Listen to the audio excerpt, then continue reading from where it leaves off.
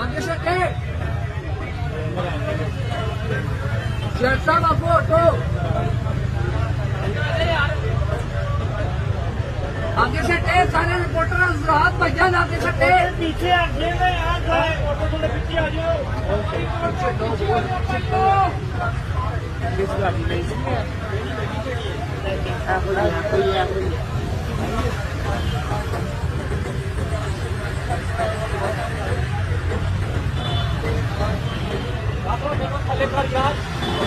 यार